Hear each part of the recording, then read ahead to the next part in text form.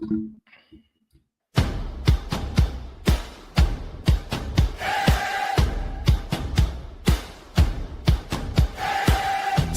it up, here we go. You've been waiting all week. Now you know the time has come. We're taking the floor. Strap in tight, we're ready for more. It's 11 o'clock time to bring it. The big show's here. You know we're gonna win it. Game day fever, feel it in your bones. We're cranking it loud through your headphones.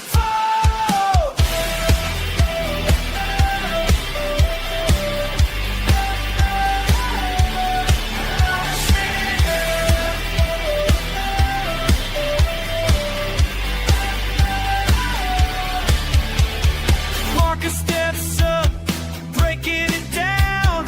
Josh has got the fire, wearing the crown.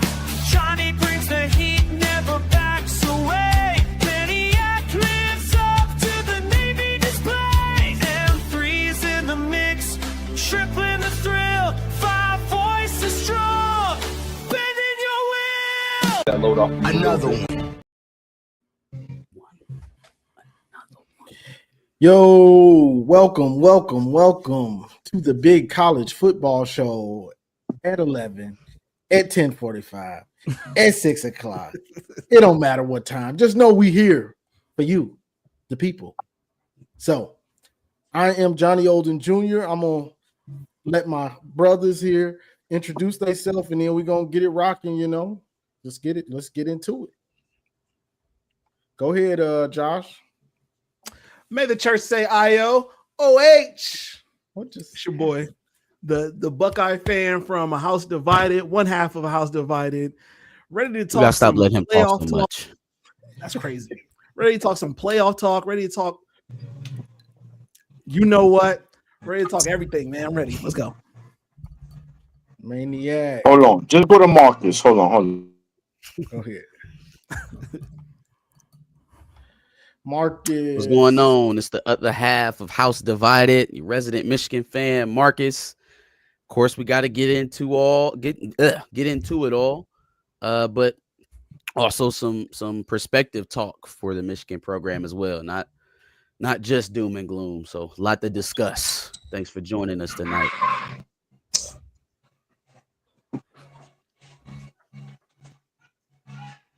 He just walks away right on his intro.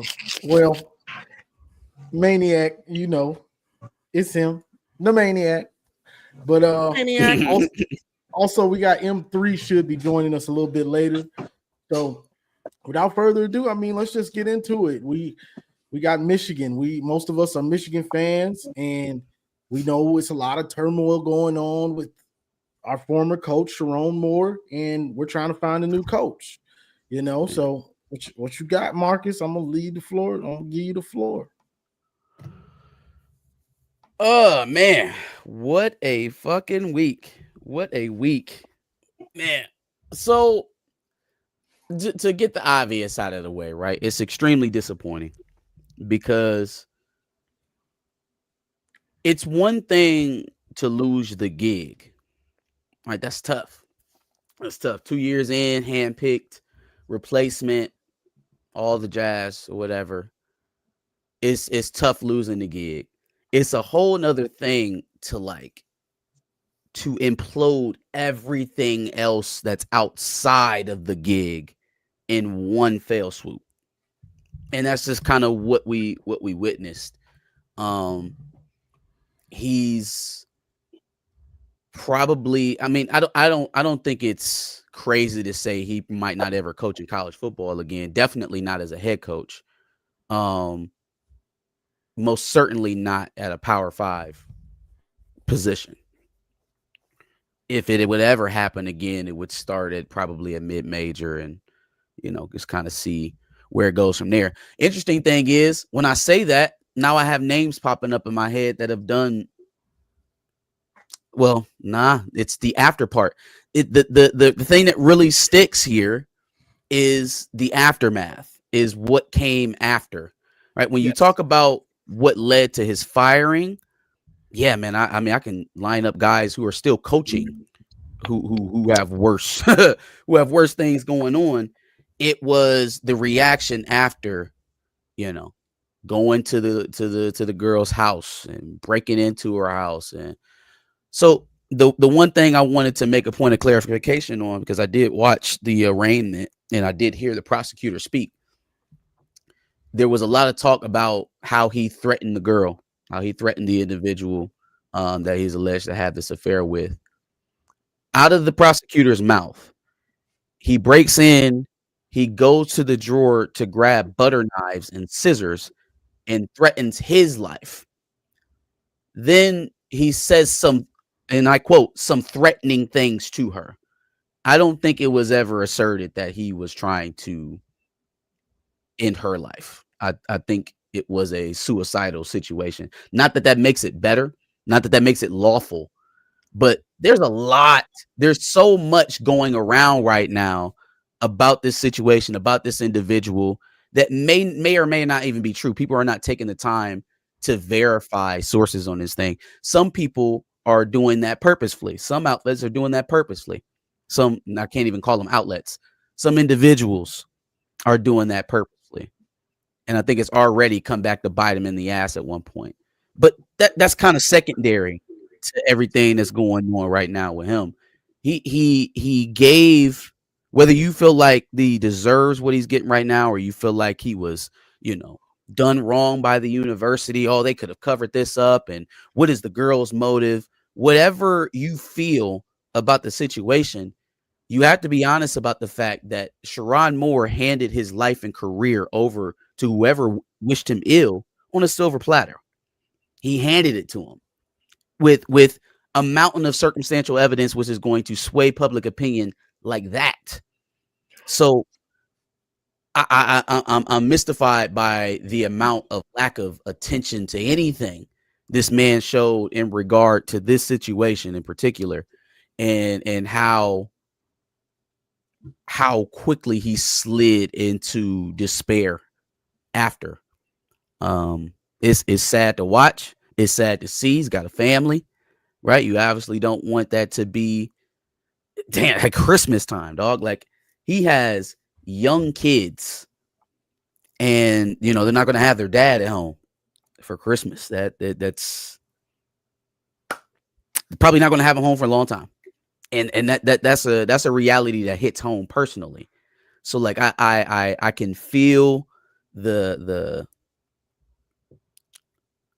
trauma around this situation for sure, but for me, I can't escape this like nagging feeling of what the fuck were you even thinking? I'm not so pious that I can't understand an affair, but the way you went about it suggested that you just didn't really care who saw or knew or would find out. So just a continually confusing situation. You hate to see anybody like go through a situation like that. You hate for them to result to the actions that he chose to take, because it puts a lot of people who supported you and wish you well even after the firing in the damnedest position trying to support you, because how do you defend that? Got you. Yeah, crazy. Maniac, what you got, bro? What you got? Whether it's Sherrone or the head coaching, it's your world. You're muted. You muted, Maniac. Let me get a second round on the head coaching thing, but y'all go first. I want to talk about the coach. He was Sherrone put it upon himself. It's no one to blame but himself. Nobody did it. But listen, that type of shit happens every day at a job. I don't know where everyone works. I work at a hospital. This shit is normal behavior. This happens. The married man cheats on his wife. The married woman cheats on her husband. Somebody crashes out. It's regular shit, man. And listen, he, unfortunately, is an unfortunate situation that on top of that, apparently he has some kind of mental issues. So that shit is not good. That's not a good that's always a recipe for disaster in a situation like this. He understands his career. He pretty much just threw it down the drain. And on top of that, it's not only his career, it's his family. He's a married man with 3 children. And he has family, like that's someone's brother, that's someone's son. So, at the end of the day, he has only himself to blame. It is what it is when it comes to that part. But what I don't like, this is the part I don't like. The part showing him being arraigned and the video being out. We didn't see that with Kirk Barton. Why Kirk Barton we didn't see that. He killed somebody. He's a known alcoholic. Oh, but maniac, it's not different. It's not different. You understand? And it's never fair across the board. You understand? Like I said, everything he did, he deserved to be locked up. But I'm saying after that. And after that, all that shit is gossip. That's the problem. Buckeye Scoop, Spiro, a lot of OSU fans are gossipers. That's for the bitches. That's what bitches do. They gossip. I'm talking football. That's it. He got fired. Get your jokes in. Again, he put it upon himself. But anything after that, bro, I don't give a fuck about any investigation, who he was fucking. You worry about where the next man putting his meat at? You a weird dude, bro. If you want to know that badly, you a weird dude. I don't give a fuck who anybody fucking. You understand? So don't putting him there knowing he got mental issues and dragging him through the mud is some coward shit. And there was a lot of OSU fans, making fun of that part. That part, like, come on, bro. Like, we be wrong. Didn't your head coach father kill himself because of mental issues? But we be wrong and we go and slander your coach's dead father, right? Oh, right? Oh, you're going too far. Nah, bro, same shit. I mean, I'm not going to do that because I'm not going to play with no one's dead relative. But I'm just saying how it is when it comes to this rivalry. It's always okay for the OSU fans to pass the line, to draw the line. When Michigan fans do it, it's a problem. Y'all cry. Y'all want to fucking press charges. Man, it's just corny. But anyway, it's done. It's done. That's it. He's not the coach of Michigan. It doesn't matter no more. You want to keep hearing about this? Go to Spiro, go to Buckeye Scoop. They've been doing the show for like 97 hours straight. That's gossip, bro. You want to worry about all the fucking women he's having sex with? Who gives a fuck? Your father probably cheated on your mother. Some of y'all. Your mother probably cheated on your father. Hey, I'm just calling it like it is. We know shit is real.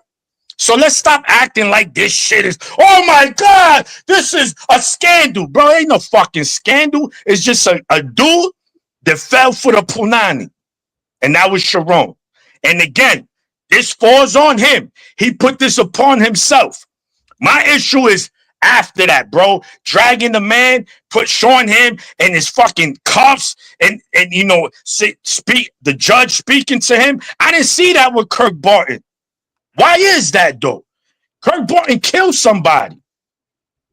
And he already had a history of fucking drinking DUIs.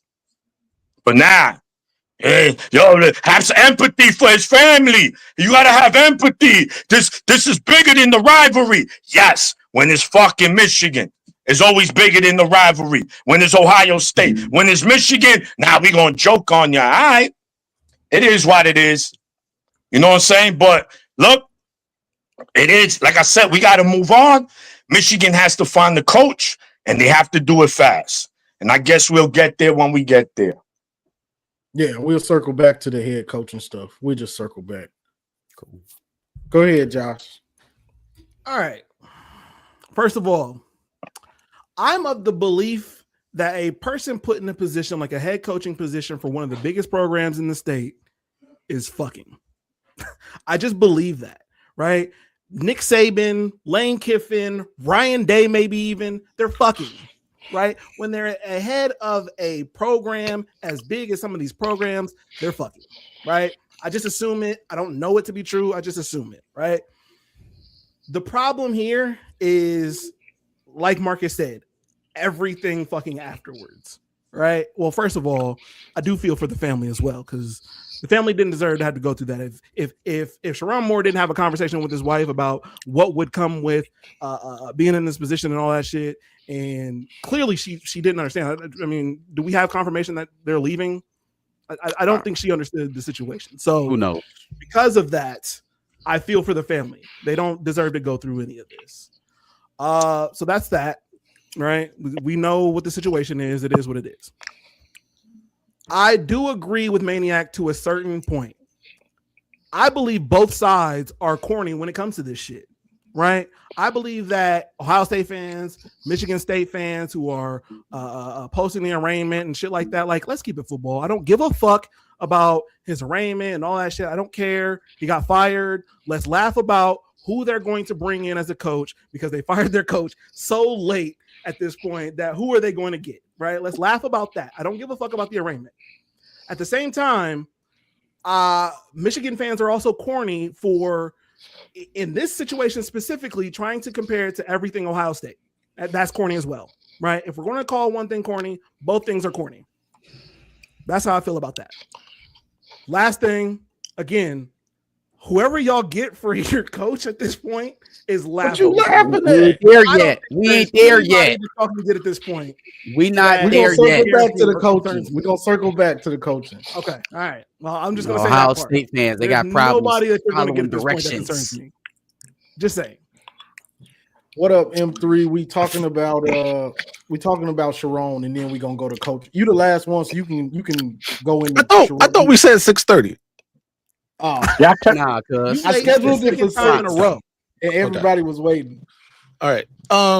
So I've talked about this to nauseum. I come to you today as Sherrone's PNCC. For those who don't know what that is Sherrone's post-nut clarity consciousness. And pause. And we are as baffled as anyone, bro. I thought once you had that clarity, everybody on the panel knows that clarity, right? When you do something you're not necessarily supposed to do, but you have a good time. But I'm talking about immediately afterwards. You like, yo, what was I thinking about, right? And that didn't happen for Sherrone because he kept doing it over and over and over again, apparently. That said, I too am tired of talking about it. I disagree though with the other fans like being able to run with this because once the hammer didn't drop, we ran with that. Once your man, hit and tragically killed someone, we didn't necessarily on my channel like run with it, but we definitely said something about it. So as fans, and this is what trolling is, bro. Like, I'm not gonna stop anybody or be mad at anybody for trolling. It is what it is, bro. This is you get an upper hand in any way it is. Take advantage of it. I don't care. That said, you have to understand that these are real people involved. Like, he has children, he has a wife. Now, again, I'm gonna say something that maybe a lot of Michigan fans don't want to hear. A lot of people don't want to hear. It's Sherrone's responsibility to take care of his family and his wife, and to make sure that they're not embarrassed, and to make sure that they're not the laughing stock of the nation. Not mine, not anybody else's. I can't be up here policing what people say about Sherrone because Sherrone didn't give a shit. So why should I? So that's where I stand on it. It is what it is. If you want to make fun of Sherrone, feel free to do so. I'm not going to do so anymore, but you can do your thing. Got you. Yeah. I'm just saying. Let me ask this. Is it a fucked up situation? What happened? Yeah. Yeah. All right. So if Sherrone worked in Walmart, he was a nobody and did this. Would anybody care? No. So it's not a fucked up situation. It's an unfortunate situation. But anyway, let's move on. Yeah. My thoughts on it is, it's just disappointing because when this is my thing, we know all this type of stuff goes on and everything, but it's just the because I look at, I'm not big on this speculation, and I don't like to even talk about a lot of stuff because it just don't interest me. I like to talk sports, like Maniac said. I like to talk football, X's and O's. That's my forte. But it just bothers me because you got a position that you honestly probably didn't deserve. You kind of lucked up into it, and these young men, yeah, some of them making money, but they go into these colleges to try to make it to the NFL. That's everybody's goal, is to make it to the NFL. And the fact that you're not pouring into these dudes, and I don't want to hear no pause on this one. And no pause. You're not pouring into these dudes. You're not helping them. You worried about other things, bro. When these dudes' livelihood, when you're a young man and you trying to make it to the top of sports, your margin for error, those years, every year matters. And the fact that you weren't taking it serious almost, that bothers me, because those parents and those kids, they sending them kids to you I'm trusting you with my kid's future pretty much. You know what I'm saying? And that's what bothers me. The coaching part of it, the leadership part of it, that it's just like, whatever, kind of, you know what I'm saying? It bothers, that type of stuff bothers me. But let's move on. Who's going to be Michigan's coach? Now we got Josh. Chill out, bro. I don't get what the laughter is about. I don't get what the laughter is about. Hilarious. The worst timing to fire your Ohio coach. State fans are laughing, but we just fired our coach. It ain't even been 72 hours, I don't think. Maybe, if that, about 2.5 days. Not even that. Listen to the names that have been thrown around. All the names that are thrown around are guys who are at established Power 5 spots that other coaches would kill for. Some guys who just got extended. So I don't really understand what the laughter is about. In this short amount of time, we done got betting odds on Kalen DeBoer, Kenny Dillingham, and Jed Fish. You're getting Brian okay, Kelly. I don't know who we're gonna get. I'm telling you who's on the table within 72 hours. So I don't really get what the laughter is. I think that if this proves anything, it just proves that it's a premier job to have. Well, no. We already knew it was a premier job to have. I'll agree to that. I'm laughing because even in that list, I'm not afraid of any of them.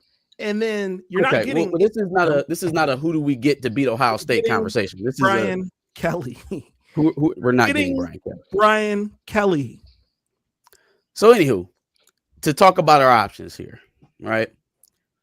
DeBoer, Dillingham, Minter's in an interesting spot. Number one, at this point, I feel like we should go to a guy who's already running a program as a head coach. Maybe I'm overthinking it, but just seeing how it kind of takes guys who have never run a team, either a lower position to cut their teeth, or a season to get acclimated to what the real demands of being the head guy are. I don't think we have that. We don't have that type of delay to take right now. So I feel like that's what's pushing DeBoer and Dillingham above him. Also, I don't know if Jesse Minter wants to work for Ward Manuel. And maybe Ward's just in there to make this next hire so he can have a more graceful exit than being fired off the back of your head football coach being fired. I will say this about Ward Manuel. No, he gets a lot of shit. And I mean, when you have these type of scandals going on under your nose, it's usually going to blow back on you. What do you want your athletic director to do? Panel, what you want him to do? What do you want from your athletic director? I want wins. I want you to win at the highest level. Hockey, baseball, football, basketball. Basketball look like they about to win a natty this year. So if it's a Jesse Minter or Ward Manuel choice, I know where we would land as football fans. He's got a strong deck in that argument. Plus, Jesse is still attached to the prior regime that they're trying to put separation in between right now. So I think that's where Jesse is he's falling out of a lot of people's mind when we're talking about who's up there. In between Dillingham and DeBoer, DeBoer feels like a guy we can trust to at least keep the level that we're at right now, maybe even better.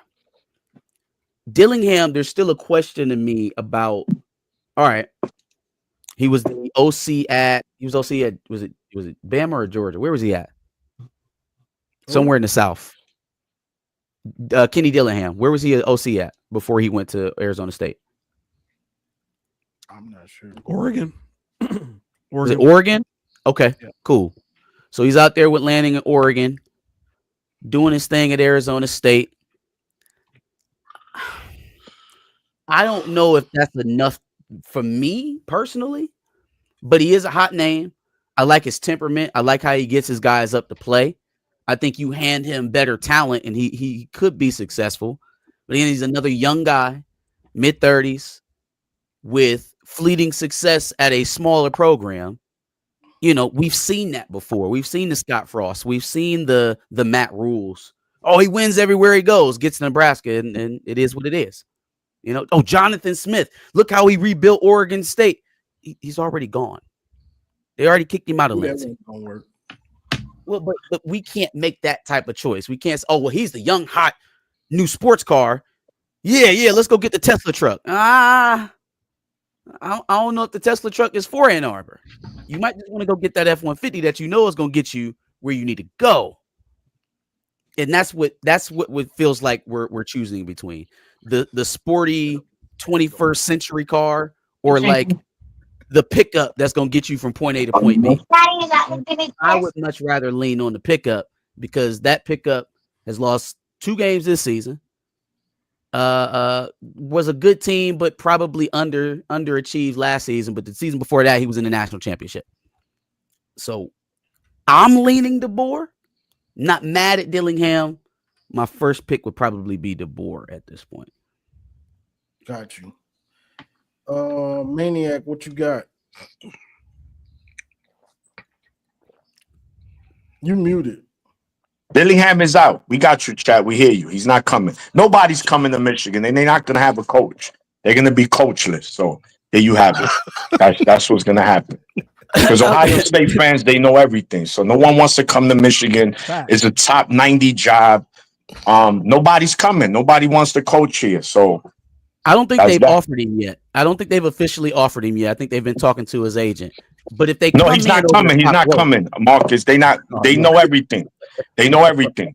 Ohio State fans know everything. He's not coming. That's supposedly they're already working on a contract for him. But but he's not coming. He's not coming. He signed 42 years with Arizona State. He signed 42 years. He signed 42 years. Everybody signed 80 years. No, I'm telling you, it's nobody's coaching. Michigan ain't gonna have a football team next year. So there you have it, guys. They said the same shit about us when Harbaugh left to go to the NFL. Oh, they're drafting up a contract for him now. He's going to be extended. He's coming back to Michigan. Oh, we're going to Los Angeles.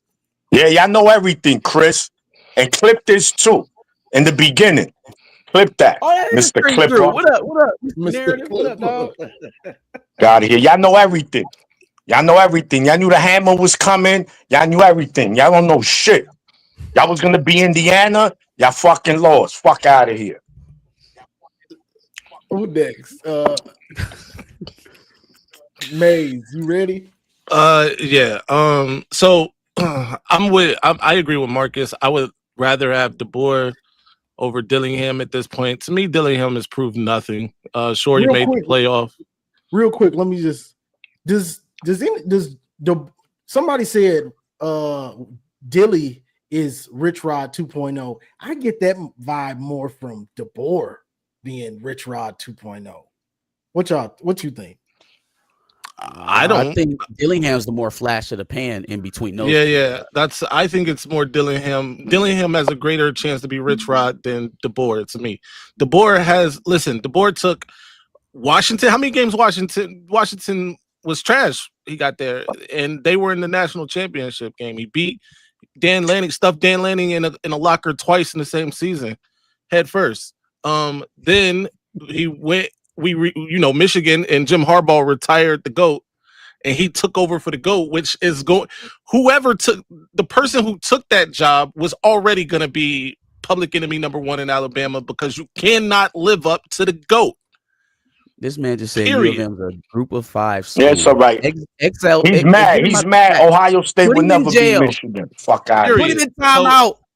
So like, you take that he was already OSU, behind the 8 ball there. And now and he still, was on the verge of making the playoffs year one, right? A lot of people thought that they were a playoff team. Michigan handled them in that bowl game, but that's another story. By the way, giving Kalen DeBoer 2 losses from Michigan in the same calendar year too, but I digress. So, Then this year they are a playoff team. Whether or not you agree with them being in the playoffs, which I don't, but they're a playoff team, right? And he's going to be coaching in a playoff game. A playoff game, by the way, he has a good chance of winning.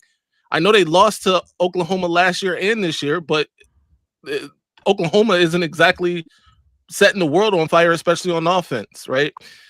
And by the way, I said this on the show that we did. If he beats Oklahoma, I favor them over Indiana. I'm sorry. Sue me. That said, I think he's a better choice right now. He's a bigger name. He's coming from a bigger program.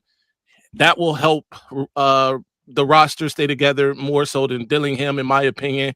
Dillingham made the playoff last year. Yes, he had a veteran Scatterboo who was incredible. You know what I do like about Dilly though, real quick, is the fact that he knew he had a dog and he fed that dog. I like that. Mm-hmm. Feed that dog, Scatterboo. That's all you got. Feed him. That's fair. That's fair. So yeah, I mean, I just think he has a greater chance to end up being Rich Rod because this year they had expectation, and he didn't live up to it.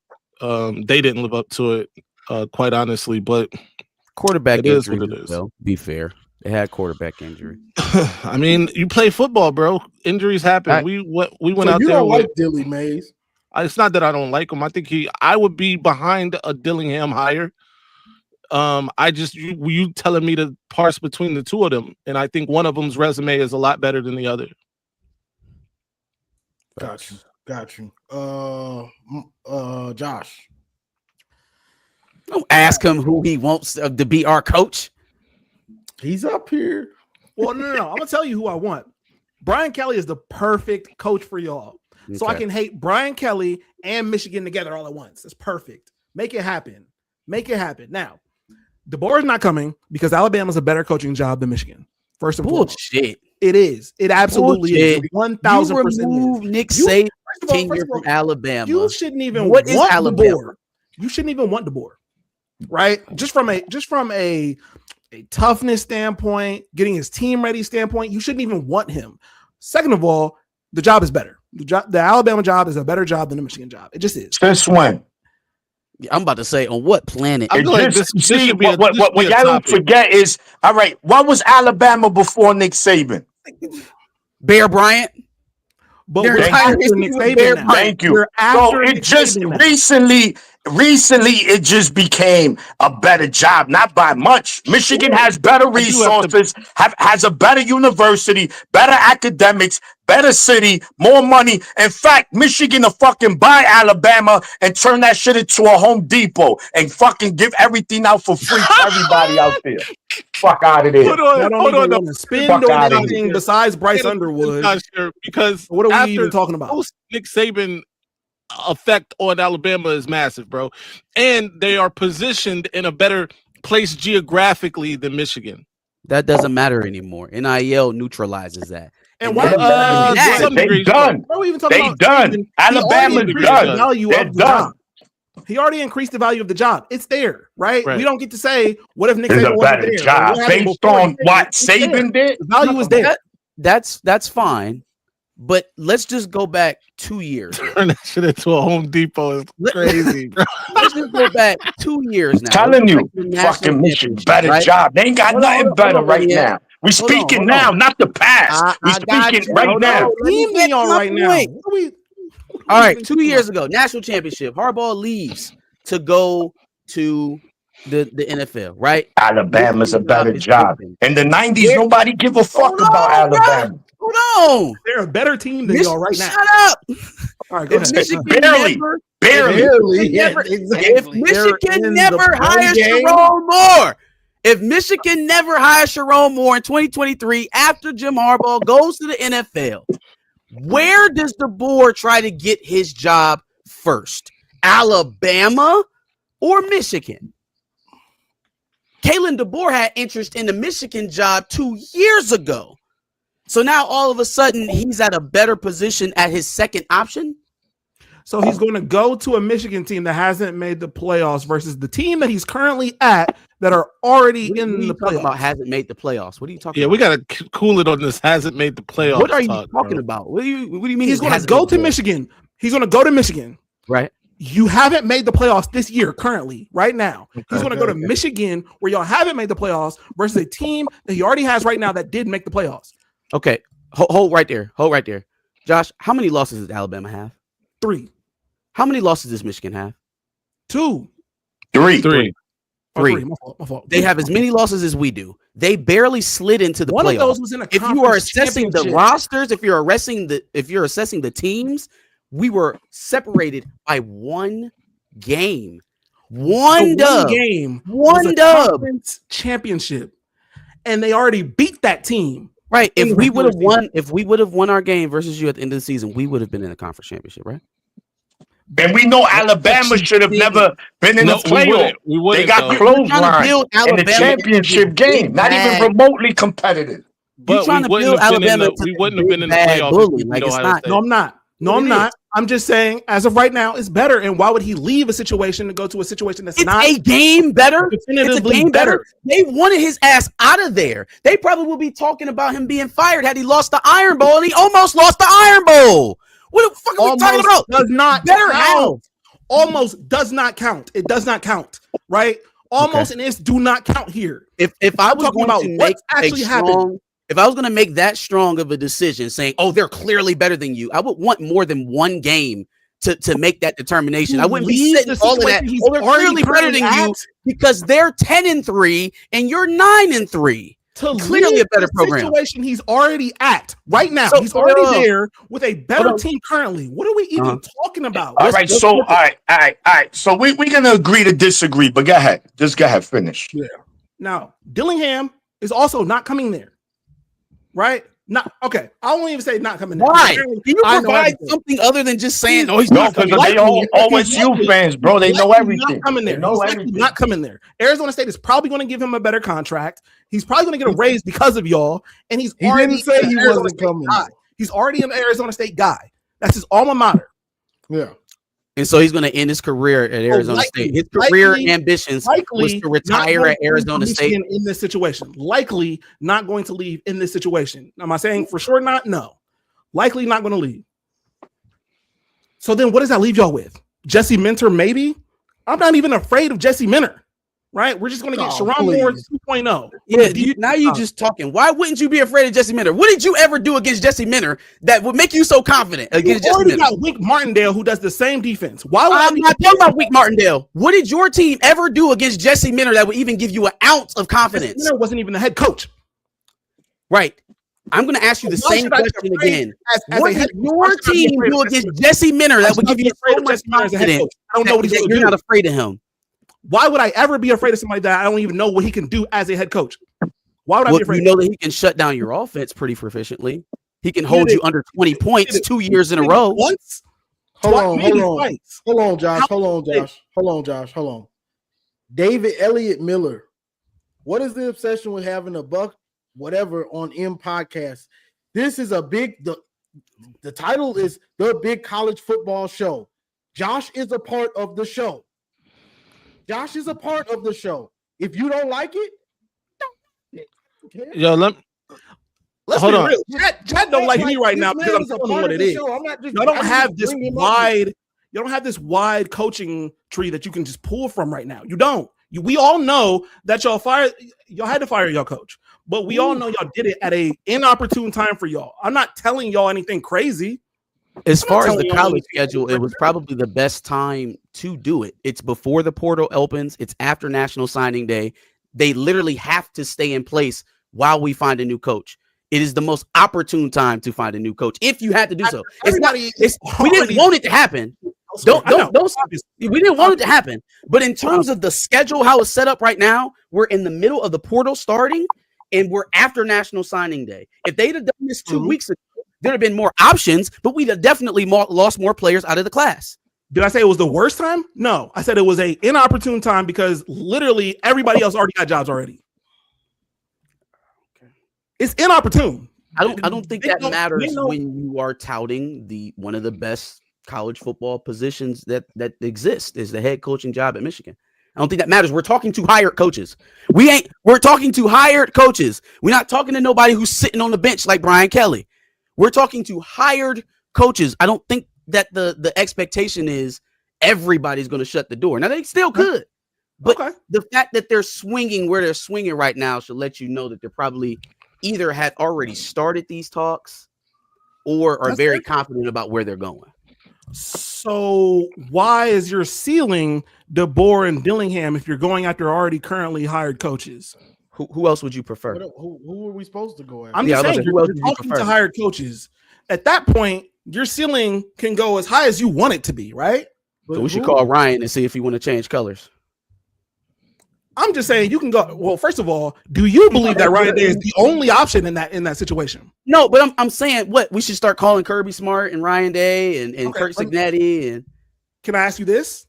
Is there literally Kalen DeBoer and Kenny Dillingham as far as hired coaches at the top? Is that them at the top? I would say those two, probably Jet Fish is next up after that. I don't think that's the top. And I could exclude Ryan Day out of it. And maybe tell us who the top is then. Who's the top? Yeah, tell us. No. Cignetti already signed a contract. There's plenty of other. Y'all don't believe that there's other coaches? Name them, though. No, but who is the top? Dabo Give it to me. Dabo Sweeney's Swinney's the top no more in this era. Coach O. Oh, he obviously doesn't have a job. There's plenty of coaches that are better than Dillingham. Sitting on the bench. Yeah, he's sitting on the bench. Dillingham didn't even win his conference. Like, there's a top that I feel like y'all are not even. Yeah, but you haven't named anybody that no. Cignetti's the only name that you've given so far. What that are you talking? would be Cignetti, Ryan Day, Kirby Smart. My question. Those are the top.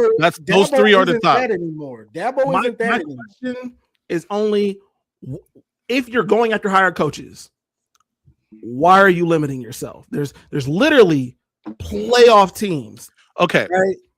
Why are y'all not going after literally anybody else? Sark is better than some of those names we already mentioned. Dillingham? Sark, you would take Sark over DeBoer? Maybe not DeBoer. Sark's but not Dillingham right now. And then Mentor, maybe. I'm not saying that we have the pool to pull somebody out of the best situation, right? You talk about Georgia and Texas. Those are the two top teams in the SEC for me in terms of job, in terms of position. You want to talk about geographical area. Austin, Texas is probably the best geographically. Lincoln Marcus Freeman got eyes on the NFL. He's want to go to the Giants. I'm just saying, we want to land somebody. I'm not saying that we wouldn't ask, but you want to have it be realistic. All I'm saying is I would think that it would stop at Kenny Dillingham. That's Marcus Freeman's a good name, but he's also a Buckeye who I'm sure has ultimately wants to coach the Buckeyes at some point. Exactly. And I'm gonna say this regardless who Michigan hires, that coach has a lot on their plate. Because I think what's really the problem here is not taking over Michigan. It's a phenomenal job, top job in the country. It's what comes after that. Sharon Moore didn't get fired just for lackluster coaching. He got fired because he had inappropriate relations with a staffer, right? Now, a lot of Michigan fans wanted him out because it just didn't look right. Still win 9-3, right? 8 wins his first season, 9 wins his second. The question is, if you're a coach right now, you see what's going on in Michigan, right? We got to address the elephant in the room. We know We just finished a scandal in July. The haters was sick. They thought this hammer was dropping. But then less than 4 or 5 months later, your coach gets fired for what he did. And it was what he did after that. We know. So whoever comes in has to clean that up. That falls on you. This is hey, here's the keys to the crib. You got to clean this. I didn't throw this party in this house. You got to clean it. We going to pay you good. So, some people are not ready for that kind of smoke, right? If it was just Sharon went 6-6 and it's like, yo, get up out of here. The coach is here. He's just not the guy for the position. Now this job comes with just a little more baggage than normal coaching jobs does. So, I think that's also something that a lot of coaches is like, do I really want to jump in that water right now? Because, and someone is because it's Michigan and the money's going to be there. At the end of the day, the number one motivation in this world is money, right? Why we take certain jobs? Because of money, positions, money. So it's going to happen. But whoever it be, we need to make sure he comes in and runs a tightrope, bro, military style. I don't care if the players don't like him. As long as we winning is what matters. And you shouldn't really need to like your coach. You just play for him and you win. As long as he knows how to make you guys better every day, he gets you to the next level. That's all you should care about. That's all you should care about. And that's that. So we'll see what it is. We could go back and forth for hours. Him. We don't know. But soon we will find out. Probably next week. Yeah. Brian Kelly, baby. Yeah, right. Yeah, and the thing is, Coach Franklin, you got to look at this stuff. You got to look at this stuff in a different way. Who are the coaches? Kirby, he's not going to leave Georgia. Also, that's not the guy to clean up your program. I'm just laying this out here, and then we just moving on.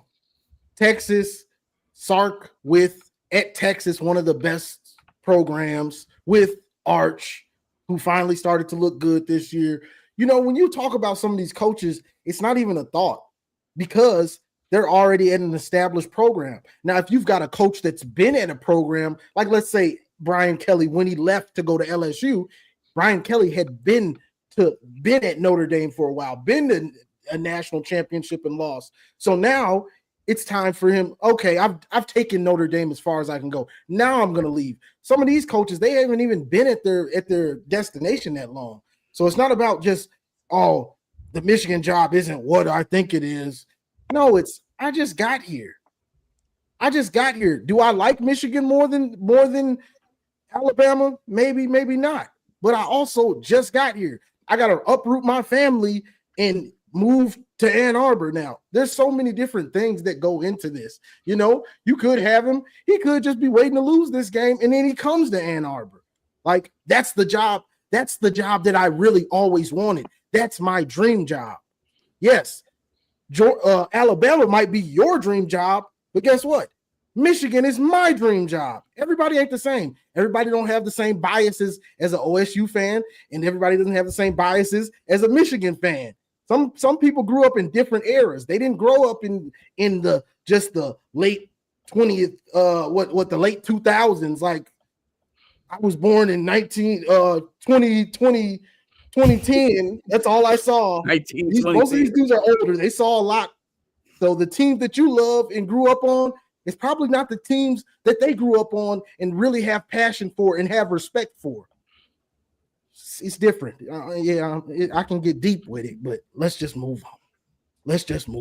So, championship week last week. Let's get into it. We had some surprises. The Ohio State Buckeyes came up short. Josh, tell us why you lost, man. Okay.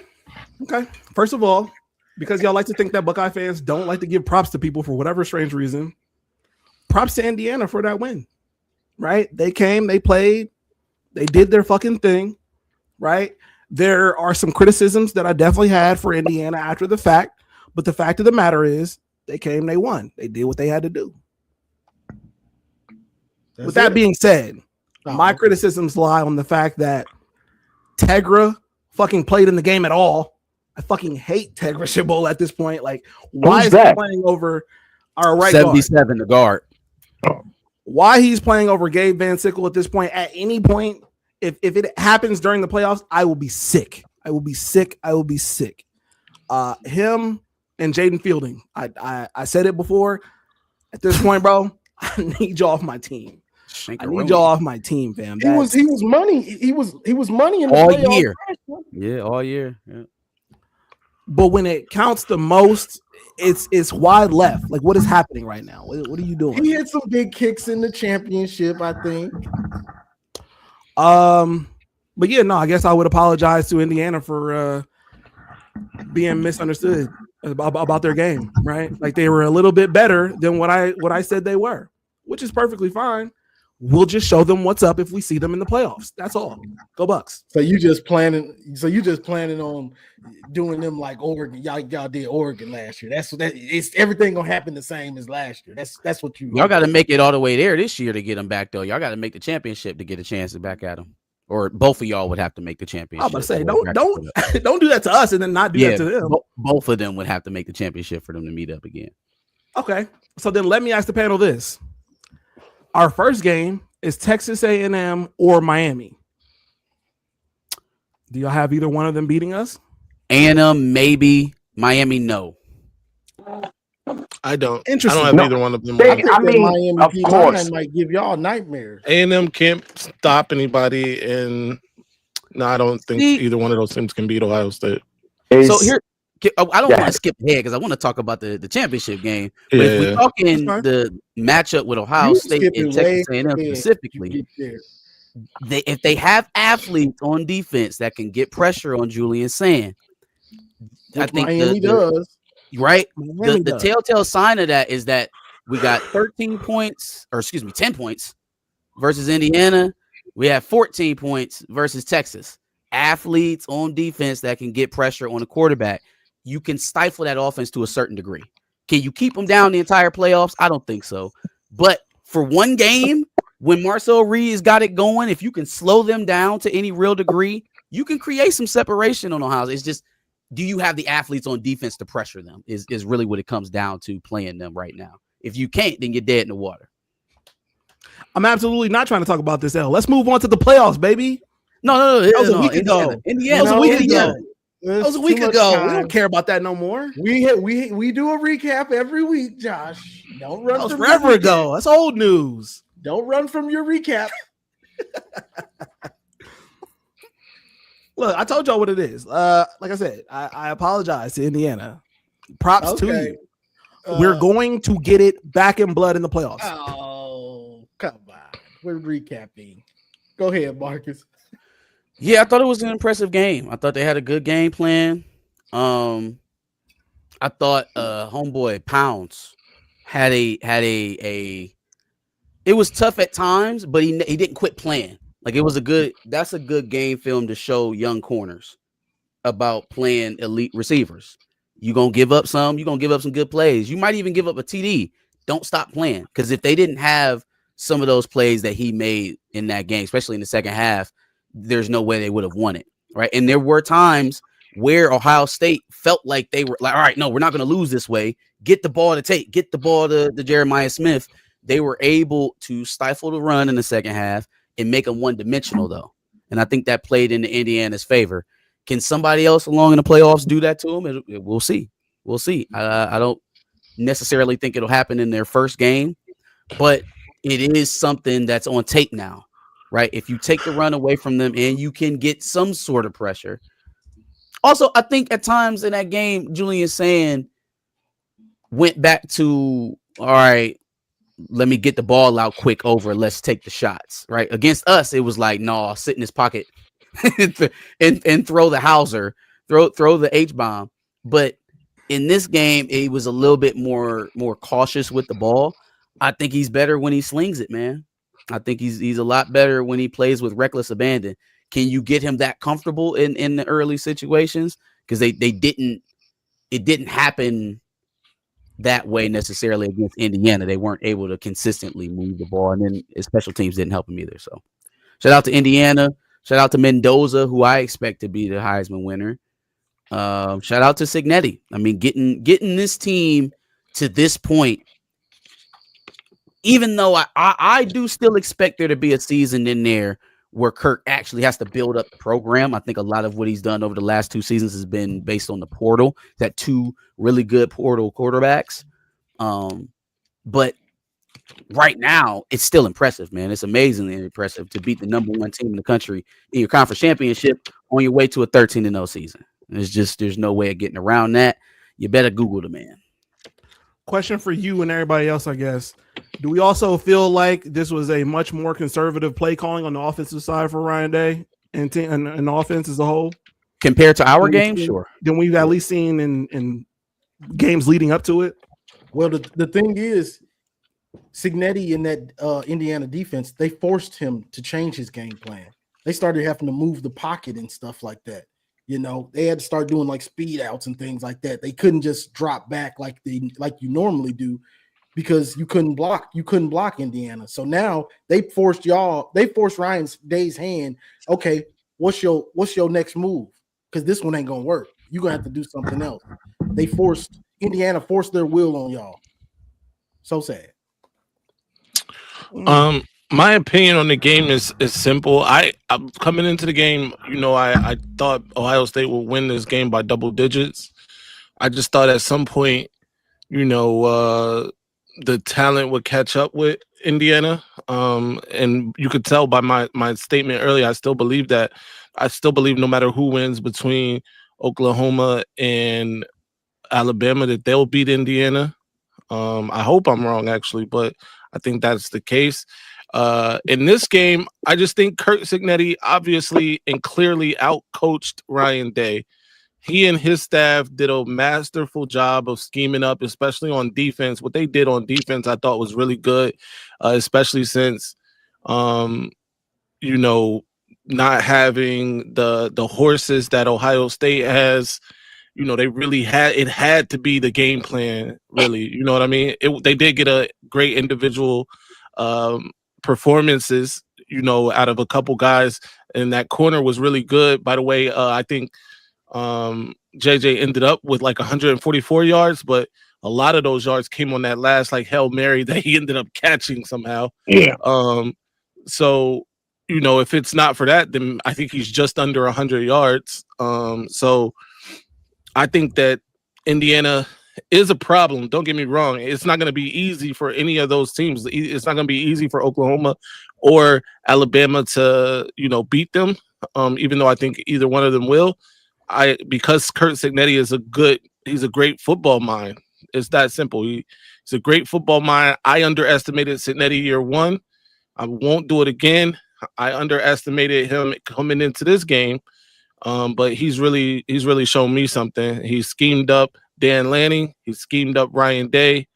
And both times, you know, he got victories. And a lot of people, you know, even this person here is saying that, you know, we played terrible because, like, bro, like you were forced to play terrible. It wasn't just that you played terrible. They made you play terrible. Sure, some of that was self-inflicted. Everybody in every game had some self-inflicted wounds too. But for the most part, Indiana forced you guys into a bad game. That's, you know, it just is what it is. Maybe next time your game plan is better. It could happen that way. Maybe next time your athletes are just better. It could happen because they only have 7 blue chip players on that team. Right. So it could happen. But that night they schemed you up, and it's not about how terrible y'all played. Why everybody played terrible all of a sudden? Like, come on, man. Like, y'all gotta stop it. Cut it out, bro. It's football and things happen. And on that night, Curt Cignetti was better than your coach. That's a foreign concept to a Buckeye fan. Bryce Underwood just played terrible. It wasn't the Ohio State defense. It was just he just played terrible. It was a bad game by the quarterback. Terrible. It wasn't y'all. Yeah. It wasn't y'all. Did y'all hear me while I was talking? Why do y'all do that? We ain't talking to you, not you. We talking to the not you, Josh. But look at your fellow fans. Actually, you forced us to play terrible. Like, listen, Ohio State's never lost a game in their career. Never. No team has ever beat them. It's either the refs, Connor Stallions, or they beat themselves. That's it. Shout to the six reasonable OSU fans in the whole world. Josh, you one of them. Thank you. Because they never lose. But yet, we can say Texas beat themselves then. Oh, we can't say that. That was just too good. See, like, hypocrites, bro. But anyway, I'm not going to get into that.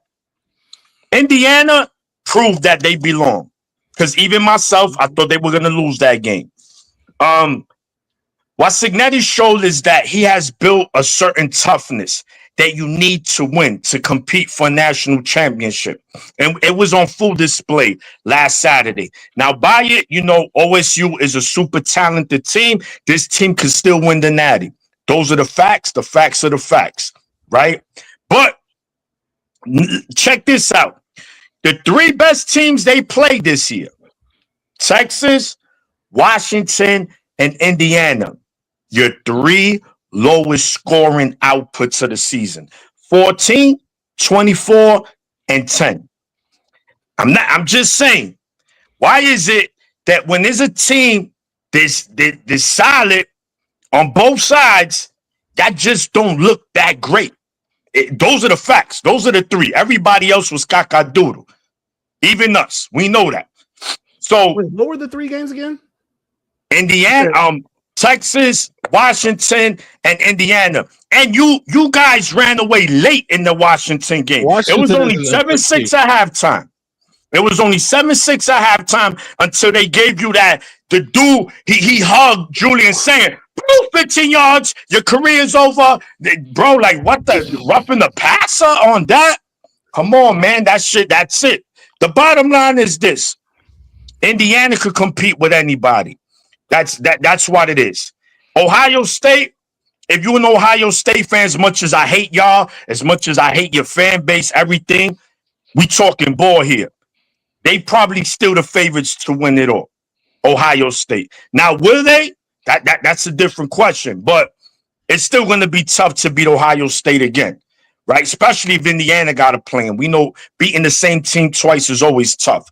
But this year, there's better teams in the playoffs. And A&M and Miami on paper, those are blowouts for you guys. But guess what? You don't win games on paper. Those would be interesting, especially if it's A&M, because y'all playing in the Cotton Bowl. So if A&M wins, that's going to pretty much be a home game for them.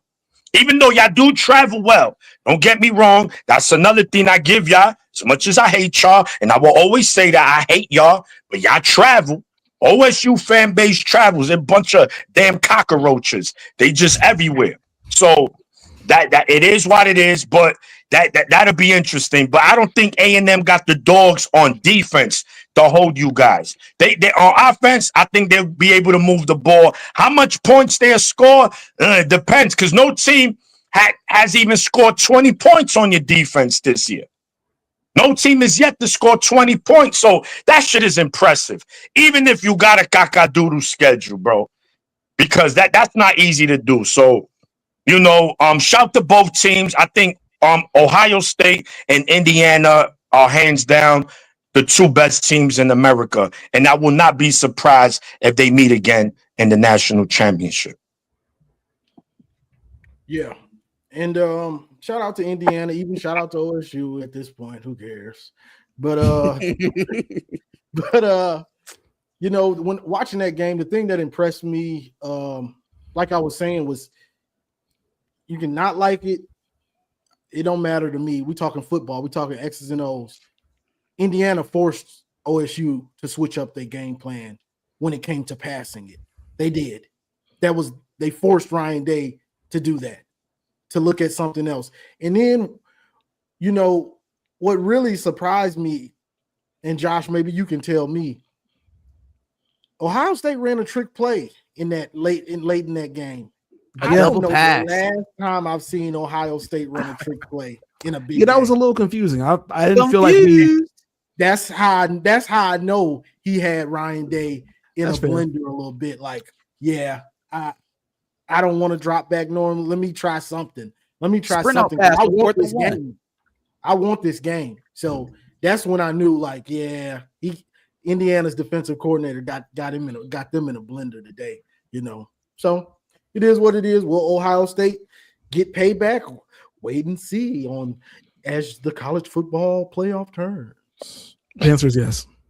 Let's see. Who we got next? Georgia, Bama. Georgia dominates Bama.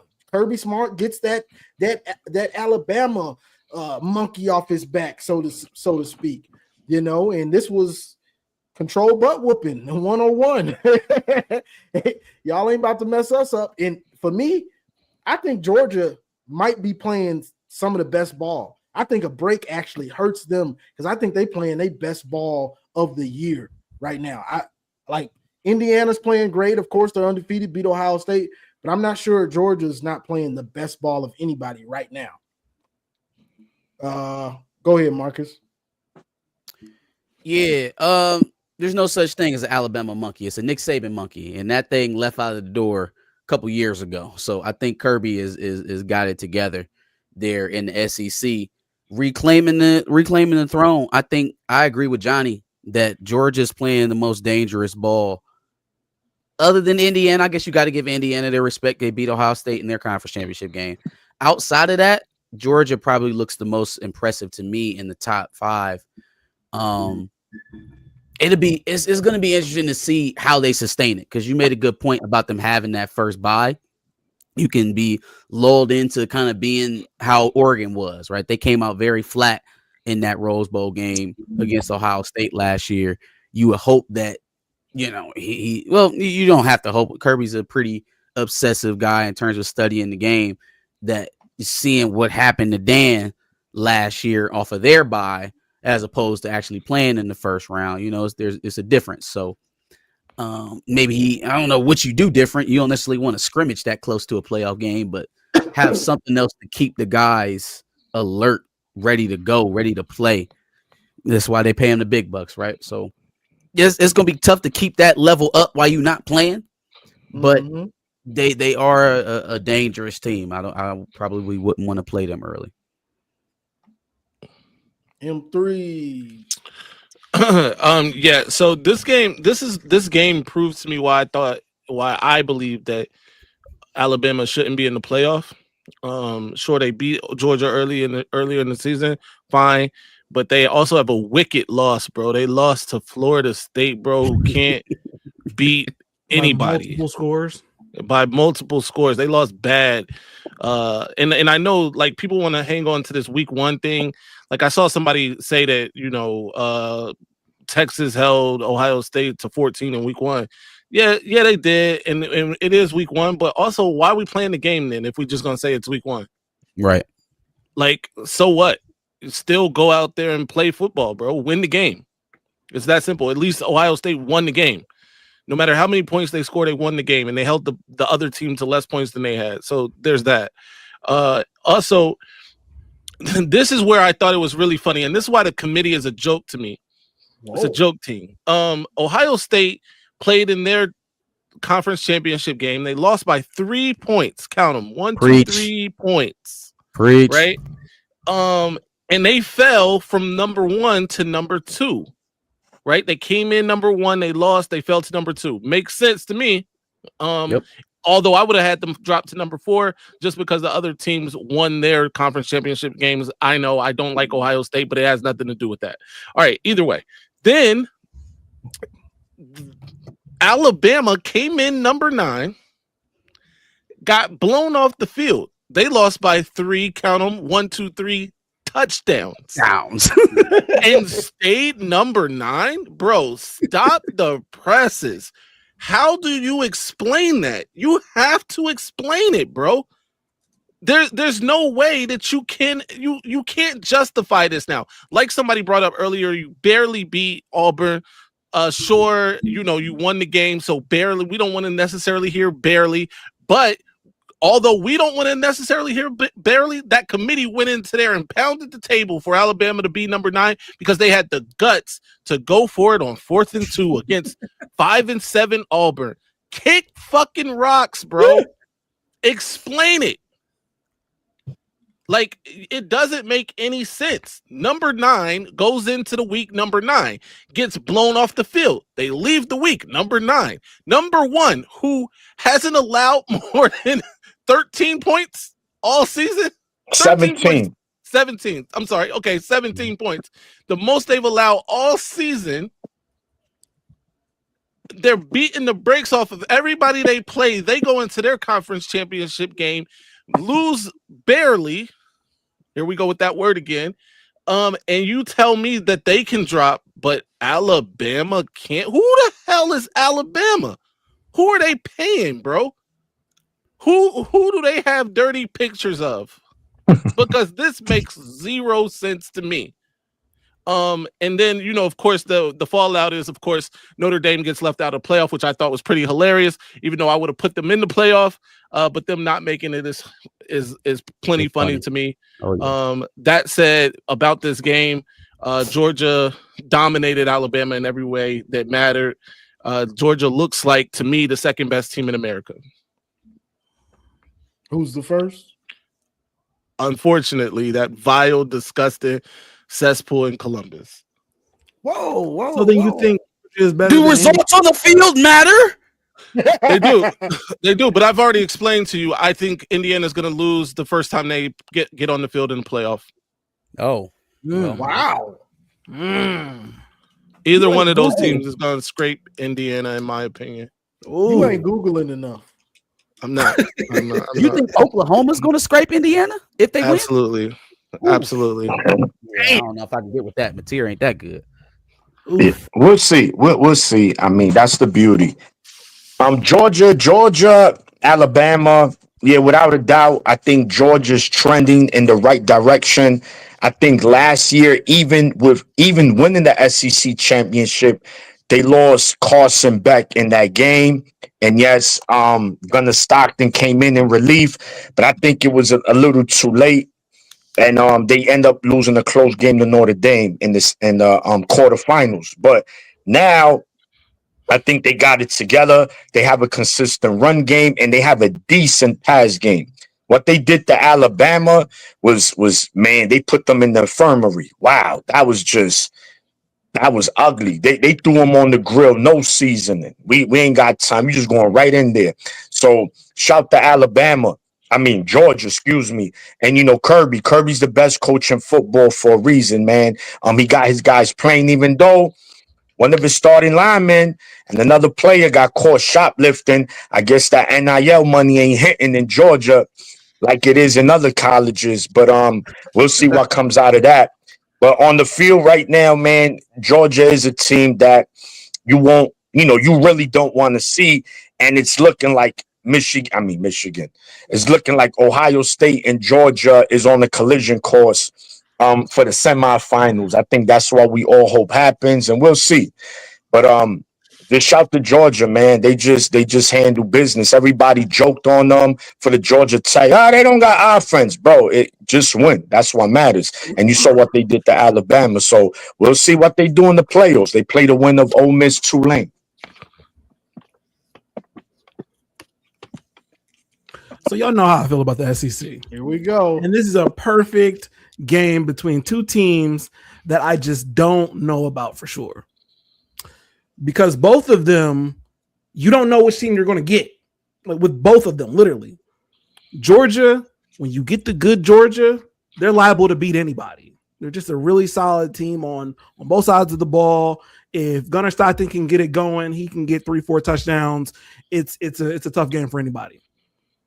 When that doesn't happen and their offense looks shaky, they're having struggles with fucking Georgia Tech, Auburn, Florida. They're having struggles versus teams that they should not be struggling with.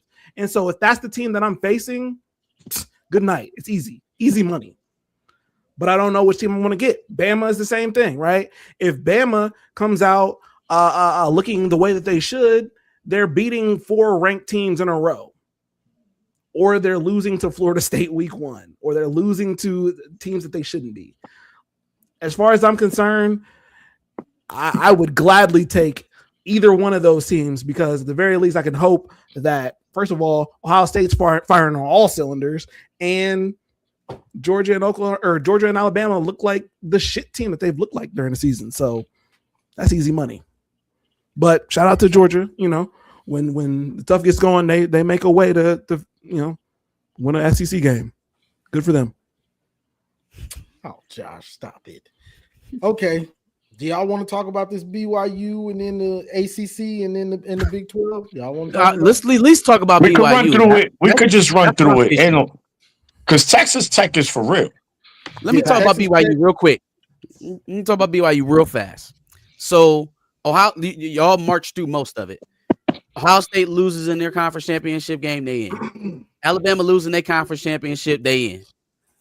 Who else am I missing? Who else lost in the conference championship? Who else was the Virginia BYU? lost Virginia. to Duke. Virginia, but Virginia was 7-5. Virginia, you don't deserve to Duke be in the was 7 and playoff 5. at 7-5. Yeah, Virginia won in 75. Virginia was the one, they were 10-2. They ended up Get 10-3. Now, Duke in maybe the playoffs. Virginia had an argument, maybe, if they'd have won the game, but they didn't. They Duke didn't. won it. Duke won it. So I don't want to hear Duke should have been in there. How did BYU, right? They've lost 2 games. One of them was a conference championship game. It's the same game to the top 5 rated Texas Tech Red Raiders. How they end up all the way ass out? We arguing about Miami and Notre Dame. I'm sorry. Was Miami in their conference championship game? Was Notre Dame in there? No, they weren't because they don't have a fucking conference. Why were we arguing Miami, Notre Dame when we had a perfect situation to leave both of them out and put BYU in a spot that they really earned throughout the season? In my estimation, if we're keeping with the same logic that got OSU only dropping a spot, they got Alabama to stay in, right? How do we rationalize putting a 3-loss Bama that lost in an embarrassing fashion in the SEC championship game, right, in over BYU, who's only lost to one team all season? They ain't have no slip up versus a goddamn Florida in the middle of the season that they have to atone for. They've been dominant outside of the Texas Tech game. So where's their reprieval? Where's their we can't punish them for losing the conference championship game? BYU was going to get smoked by any playoff team, so there was no point. Don't mean it was supposed to be in. Most of the teams in the first round are getting smoked. That don't mean they shouldn't have been That's there a fact. by the rules That's a that were set. Yeah, I mean, if we put Tulane and James Madison in, What are we doing here? I don't know. I know Texas Tech looks good. Like, They do. They look pretty good. Like, I gotta give them defense credit. solid, flying around. Yeah, should have lost to them, knock you out of the playoff, and that's all you've lost to all season. Yeah, but who do you play? The conference comes into play. Who have you played? Well, they in the same conference that Texas Tech just won. I So know. if they conference ain't shit, then how are we rewarding Texas Tech? They won the conference. Right, but you brought up the point. You brought up the point of who do you play? They played the same people Texas Tech played. I know, but ACC ain't shit Texas either. Tech won it. Okay. My point was they wasn't trying to knock out teams based off of losing in championship games. So that the conversation after BYU loss immediately went to Miami and Notre Dame, which was it was wrong to me because if this is about conference championships, they were in it. They played an extra game. Miami was at home, Notre Dame at home, always. Notre Dame's always at home at championship weekend. I mean, Yeah, Duke should have been in the running. This is nothing new though. What have they been calling the playoffs since the 14? The Alabama Invitational. That's what they've been calling it. So this really ain't nothing new, and it shouldn't be a surprise that they threw Bama in. Should it? Hashtag Duke no. got Should it? No. Oh, it's not that surprising. I'm just I'm just up infuriating. on the logic. Yeah, it's infuriating how they're trying to explain it. Got you. I got you. And you picked this one, didn't you, Marcus? The Duke, Virginia. You picked Duke to win, didn't you? I don't know. I don't remember. Ah. I have no clue. Duke took Virginia to overtime and beat them, which I didn't expect, but people that play closer attention to Duke said that this could happen. So, any thoughts on this game? Shout out to Anyone? Duke. My bad, Yeah, bro. Josh. I don't know if you got any thoughts. Duke. Any Duke got thoughts? robbed. Y'all wanna move Duke on should have made the to, playoffs. Duke got robbed is crazy. All right, let's get to this. Let's get to this then. Bam! First matchup, playoffs. Playoffs? Yes, playoffs. Bama at Oklahoma. You know, Bama has DeBoer. Michigan is sending. Shout out to my Game of Thrones folks. They sending Ravens. They sending private jets. they sending everything to get him to Michigan while he's trying to prepare for a playoff game. Now you got Venables with Mateer. You know, people were saying he was on the hot seat. He needs this win. This is a win that you know builds some momentum. And I believe Ty Simpson is he out for this game? He had a back back thing, right? He herniated a disc or something like that. Yeah, He hasn't been ruled out yet. He's probably going to be a game time decision. Got you. So that's kind of the setup for it. What y'all thinking? What y'all got? Go ahead. Yeah. Josh. Or Maniac. Go ahead. It don't matter. Oh yeah. No, look. This is a rematch from a game early in the season. Oklahoma went into Tuscaloosa and got it done, man.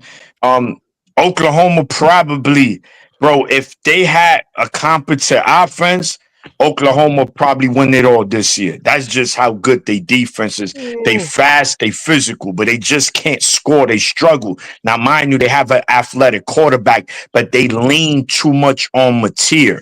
Hence why you have to get the surgery early because of getting battered. And, you know, when they can't make a play, they find a way for him to do it. So if Oklahoma just could find a running game and just a consistent passing game, then, bro, they could compete with anybody in the playoffs. But anyway, we're talking about this game. Alabama's limping into this game, bro. They got no running backs. All they running backs on the infirmary. Like, it's bad. Now, Ty Simpson, we don't know what's his situation. They're going to go into Norman, Oklahoma, and possibly with a backup quarterback, no running game, and beat Oklahoma. Bro, if that happens, Oklahoma fans just hide for 2 years because that would be just straight embarrassing, honestly. There's no reason they should lose. But then again, it's football. And anything can happen on any given Friday, Saturday, Sunday, because this game is on Friday. But I'm going to expect Oklahoma to be Oklahoma. Gritty, scratch, claw, rely on their defense for field position, and eventually Oklahoma put up points. And they at home, and it's a night game. Again, we know it's hard to beat the same team twice in the same season, so Oklahoma will be going for that. But I'm leaning towards Oklahoma in this game. I don't think it'll be a blowout, but I'm going somewhere of the realm of like about 24-13 kind of game. Got you. All right, Josh, go ahead. Yeah, I mean, you already know how I feel about Alabama, and everything that Maniac said about Oklahoma is facts. I feel like if Ty Simpson even does play, he won't probably be 100%. That has me feeling a little bit shaky about his contribution to this game. Therefore, I think Oklahoma does probably win this game as well. But then they go on and get beat by Indiana. Agree. Okay. And 3, can you do some for me? Hey, nah. Okay, so I originally was gonna pick Alabama to win this game, but I do think with the injuries that they're dealing with Kalen DeBoer's mine in Ann Arbor, that Venables in this defense might clean them up. So I think I'm gonna take Oklahoma in this one, in a close-ish game, 23-13, something like that, maybe a late touchdown at the end for Oklahoma. And then you will talk about whatever happens after that. But I think both of these teams beat Indiana. I'm sorry. Marcus, did you go, Marcus? No. You didn't. Yeah, surprisingly, I agree with Josh. I do think Oklahoma Surprisingly, wins it's this crazy. game. No, surprisingly. I think they win this game and probably lose to Indiana. Starting with the Oklahoma Alabama. there's a slither of opportunity for Alabama to really put a monkey wrench in Oklahoma because they have trouble running the ball as well. They kind of got the same issues. Can Alabama's defense disrupt Mateer if he has to throw the ball 40, 50 times in a game like we know Oklahoma's defense can do to Ty Simpson, a limited Ty Simpson? That's why I say there's a tiny window, right? Because if you can make them one-dimensional, maybe Ty is a little bit healthier than we're anticipating right now. They're able to move the ball a little bit, score touchdowns instead of field goals. Now you put Oklahoma in a weird spot because they already can't run the ball proficiently if it's not from the quarterback position. And now we have to throw the ball because we're behind.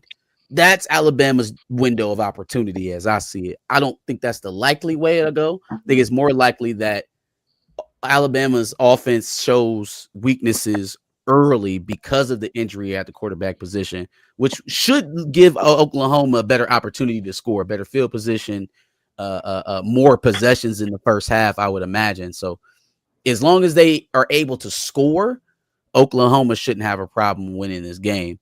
If it's a 17-13 game going into the second half, it's anybody's game. But I'll lean Oklahoma and then probably losing to Indiana. Now, well, no, I guess we're not talking all the way through the bracket, so that's where I'm at. No, we'll have another show before the other games. Bet. But yeah, that was this is Mateer, John Mateer. This is what you went to Oklahoma for. Yeah. You know, you had your injury, you know, you came back early and then y'all found a way to make the playoff. This is what you went there for, to be on that big stage in the playoff, a chance to win the championship. It don't matter what any of us say.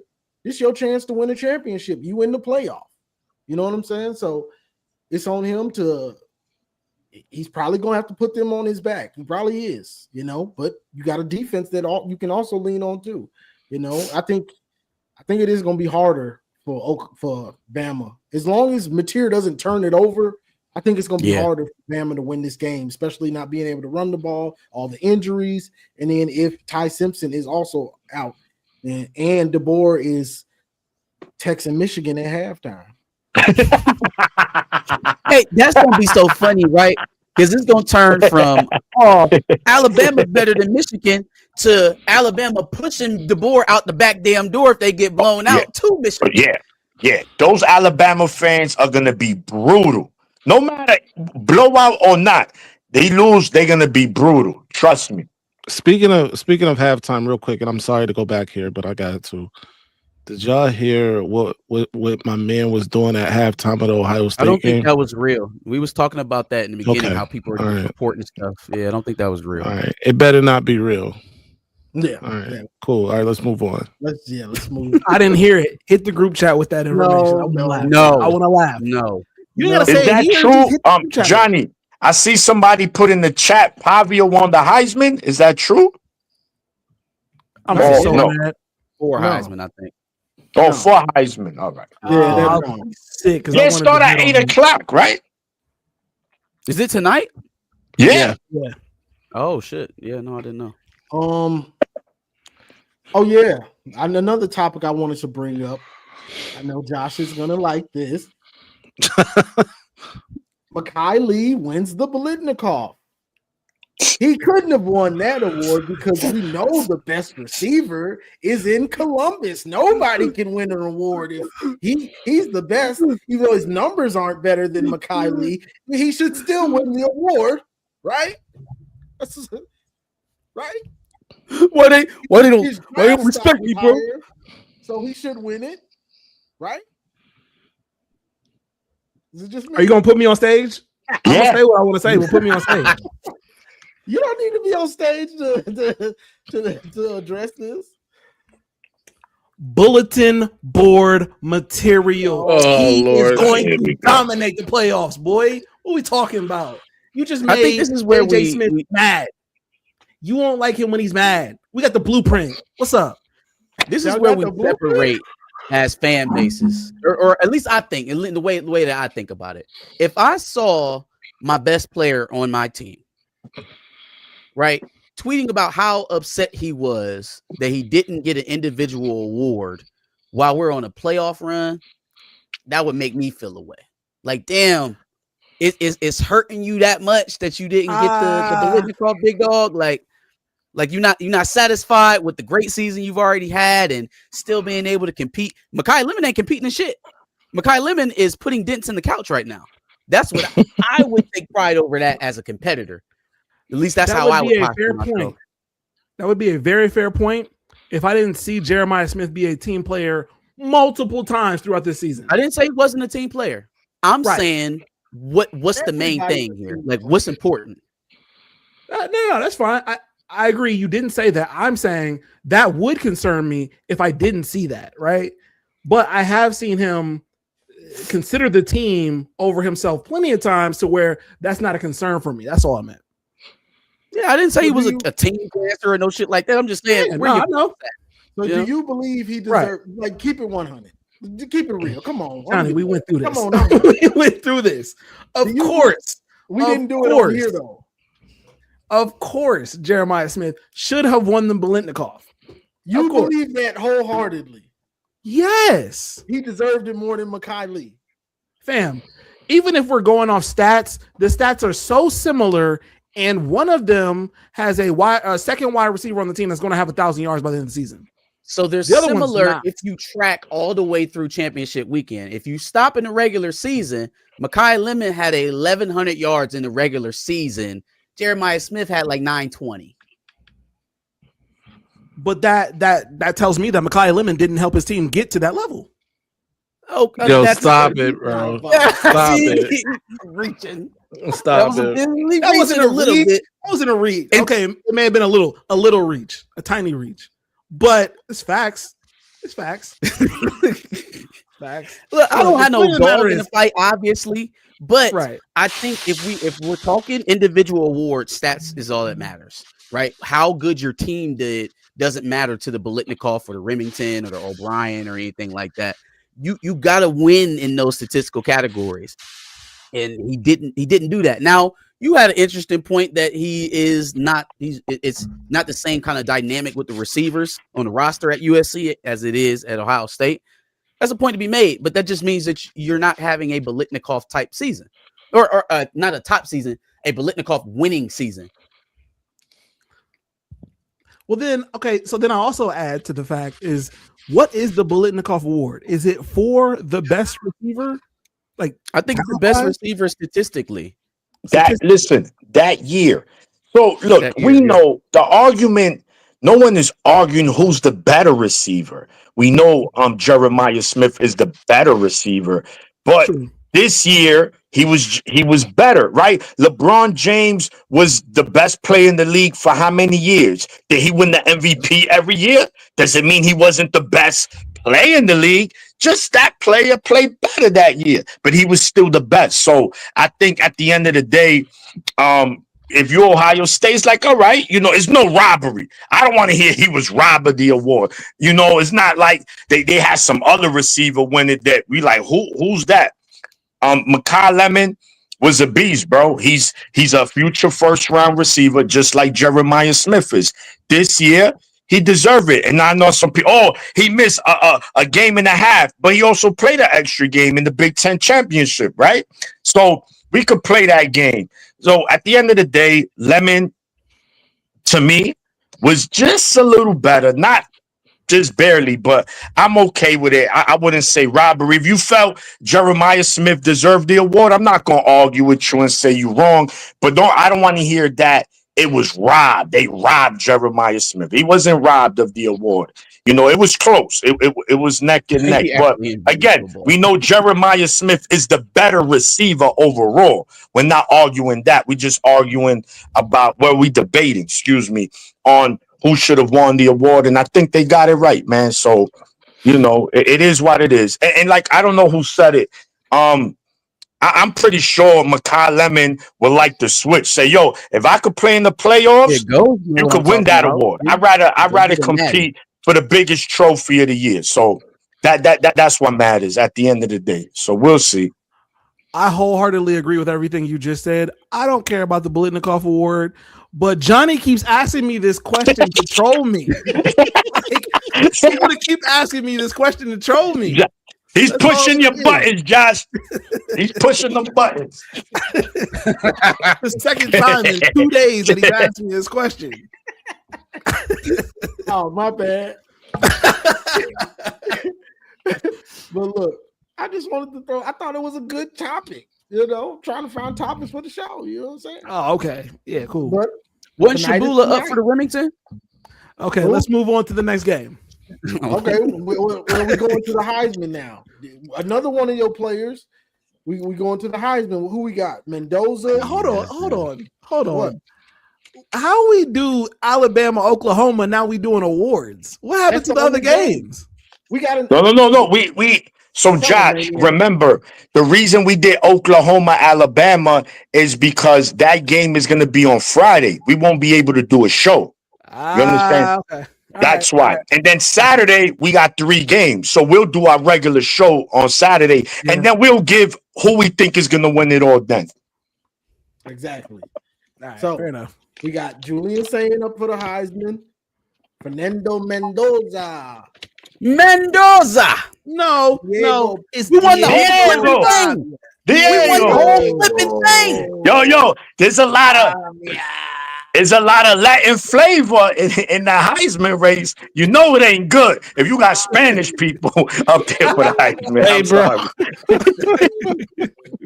Not saying we can't play sports, but come on, for the Heisman, that's crazy. Yo, He said we should be up there for the golden boot, not the. we need a grammatical brother up there. Oh, Martin Grammatica, he used to do the celebrating and he hurt himself. Crazy. And then we got Jeremiah Love for Notre Dame. We didn't make the Right. playoff. I quit. If he don't win, if he don't win the Heisman, he might retire. Yo, I'm We hearing never rumblings. got a chance to talk about Notre Dame doing that. Yeah, we didn't even talk about the fact that they pieced out on the bowl game. Oh, we'll do it would right y'all after like to this. see the Right Notre after the Dame bowl game? Heisman favorites, we'll speak about Notre Dame. Bet. Mendoza won the Heisman. Who? Oh, well, I'm sorry. It hasn't been given out, chat. I know. But what I'm saying is he won the Heisman by beating Ohio State in that championship game.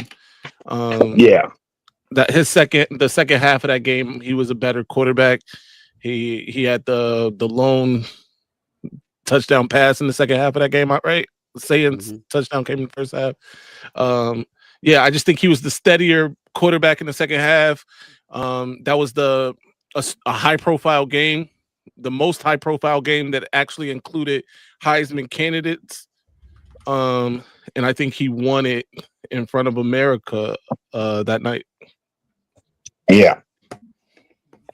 Yeah, I think Josh, I think we all agree last Saturday that the winner of OSU Indiana, the quarterback, probably is going to win the Heisman.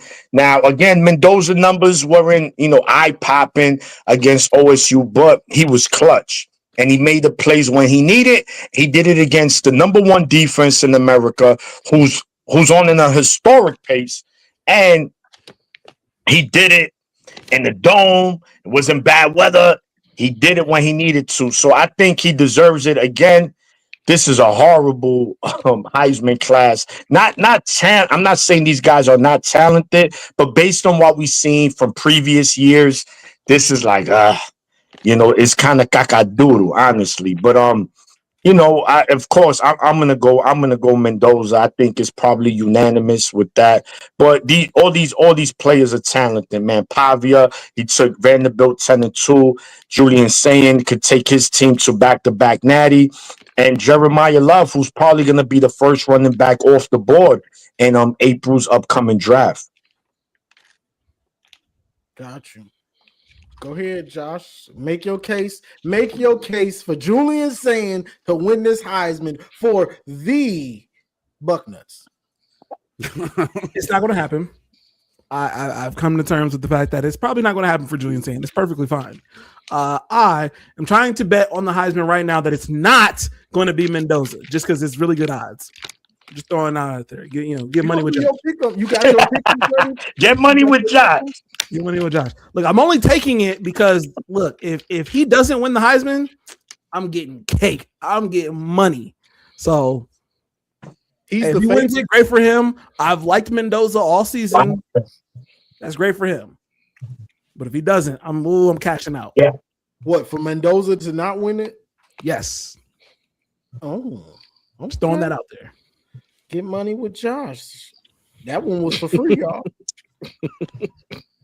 But I guess you can stay up there, Josh.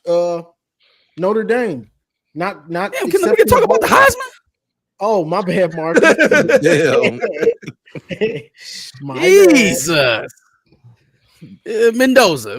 We ain't even got to belabor it. It's Mendoza. That's all he wanted to say. Yeah. Well, you can stay up there and give your Cool. Notre Dame. Yeah, I'll start off the next one. What are we talking about now? Notre Dame. Being some Oh, hoes. yeah. Okay. BS So first of all, I, for one, since, they've been ducking this for like the last half a decade, I, for one, would have loved to have seen a Notre Dame Michigan bowl game in some real fashion. I think that would have been dope. You know what I'm saying? Both quarterbacks would have played. They're not draft eligible. They're not injured. So we would have got to see Tommy. Both from Michigan. Yeah. Both from Michigan. You get to see Carr versus Underwood. I think that would have been a great matchup. Notre Dame picked up all their shit and said, well, if you're not going to let us in the dance, we're just going to go home. Mm-hmm. We're going home, and we're taking our touchdown Jesus with us. See, this is why I said when we added the last, the most recent entries to the Big Ten, that we should still ice out Notre Dame, because before this maximum expansion to 18 teams, right? Before we got that far, Michigan had been courting Notre Dame for years. And it was always, oh, well, we got the NBC deal. We got the exclusive NBC deal. The channel belongs to us. Why would we join a conference? Nobody watches those games. Them things showing on cable. They showing on Peacock. And ain't nobody tuning in to watch Notre Dame lose to Northern Illinois. It ain't happening. So now they stuck with a bad TV rights deal where they're making less than the teams who are in the super conferences now, right? That they're still wrapped up into. But now we're even having to give special exceptions for you to be able to even make the playoff in the first place because you refused to join the conference. And so now that you didn't get into the playoff, you're going to hold your seniors who need more game film, your young players who are trying to prep for next year, right? Your coach might ditch you and go to Manhattan to coach, but thank God we held back all these players from continuing to practice and perform and get game film to please somebody in the university's ego. Thank God we held back kids who are training to become professional football players from playing football so that we can serve some master that ain't got nothing to do with football. It's the most anti-competitive thing I've ever seen in my life. And the fact that people are not, I don't feel like we ever really attribute these type of intangible things to coaches when they matter, right? Right now, we throwing around Marcus Freeman's name for coaching jobs in the NFL. In what situation would you be able to do this type of thing in the NFL? Nah, we don't want the wild card. We think we deserve to buy. We're not playing. That's your NFL coach, the guy who takes his shit and leaves with all his players because they're not playing in the game that they wanted to? Crazy. Go ahead, Mark. I mean, Josh. Yeah, no, this is just extremely soft move. Oh, we're not going to make the playoffs, so we're leaving. That's soft shit. I think if there's one thing that we can all agree on as Michigan and Ohio State fans is that Notre Dame is extremely soft for this bullshit. What? Why would Notre Dame play an exhibition game? That's what bowl games are.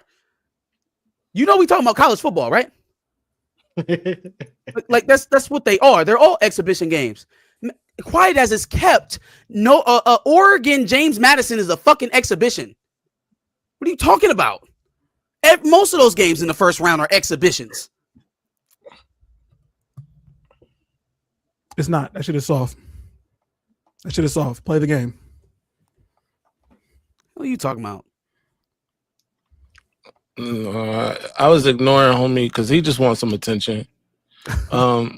So many people want attention, man. It's so crazy. You're a grown man sitting behind a computer or your phone screen typing like a super thug. Anyway, I think it's also soft that Notre Dame, picked up their ball and went home. It's very private school of them to do such a thing.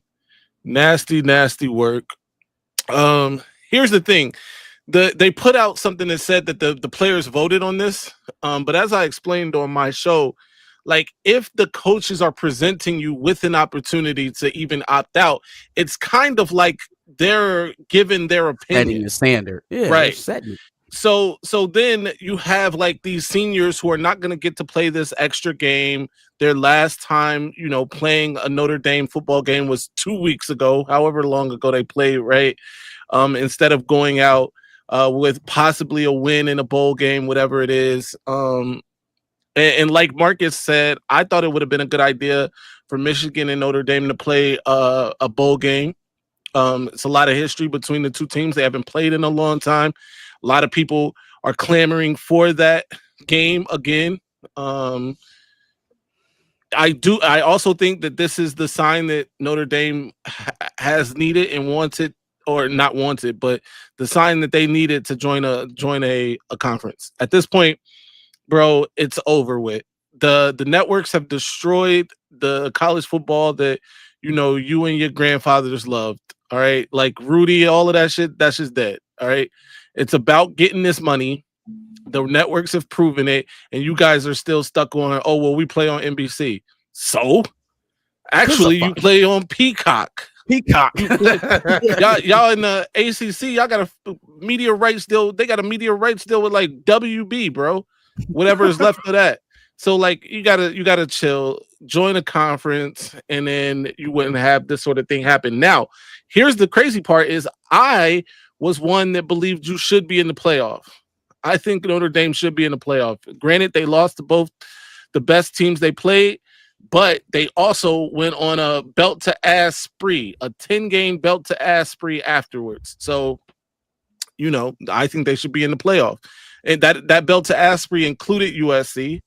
It included a propped up, albeit Pitt, a rib cage to feed to Lion, but they did what they were supposed to do, and they won those games 10 straight by double digits, I believe, all of them.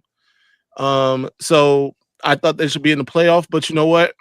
ESPN likes the SEC, and so you didn't. Maybe you should have joined the SEC. If you were in the SEC, you'd be in the playoff. I promise you that. If you were in the Big Ten, you'd be in the playoffs. So there you have it. Got you. Yeah, I mean, just like everybody else said, Indy did a soft move. We didn't make the playoffs, so we're not going to play. We're not going to get our 15 practices. You're not hurting nobody except your fans and your players missing out on practices and stuff. Like that's all you're hurting. You're not hurting anybody else, really. You know what I'm saying? So I don't get the move. They thought, I guess somebody was going to, you can't have the playoff without Notre Dame. Yeah, we can. Yeah, we can. Don't sit over there, Bucko. You ain't won championships, a championship since the 80s. Nobody's missing y'all. Whether y'all in the playoff, not in the playoff. Only one mad is Notre Dame bot and this dude in the chat. There's only two people mad. So that's what I got. Put up coked out Dan Lanning. That's them right now. Good. Boy, coked out Lanning. Do I got Dan Lanning still? I might have deleted his. Damn, we got rid of coked out Lanning. Coke him up. That's them right now in the chat. When they saw those rankings, he looked when they just saw like the this. He looked like a leprechaun, honestly, right here. Hey, They stole my Lucky Charms. the anger, like he gonna look like he gonna cry. Yeah, he about to shed a tear. It's crazy. It's all there, boy. RK Mangoes is crying right now in the chat. Put me up, pick me up. Pick me up, burn.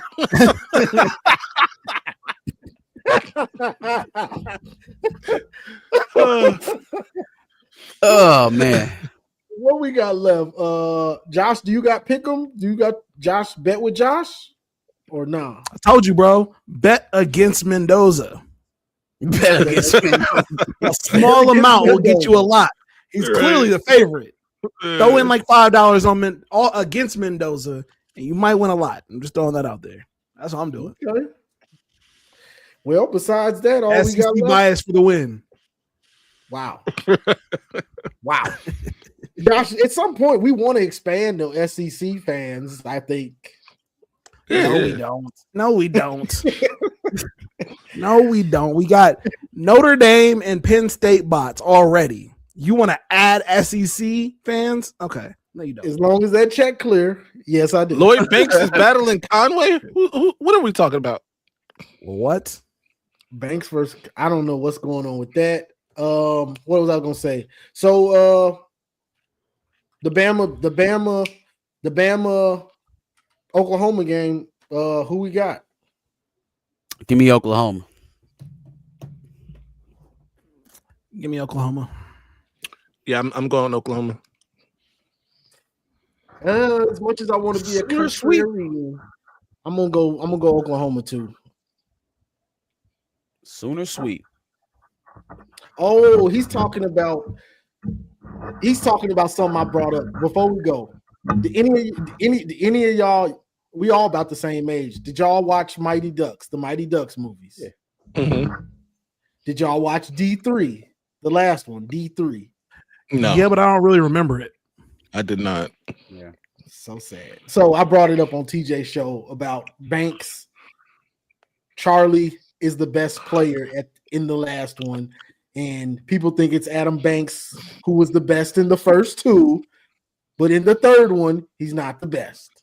And me and my homeboy been arguing about this for about 6 years, bro. So don't mind me. Don't mind me, y'all.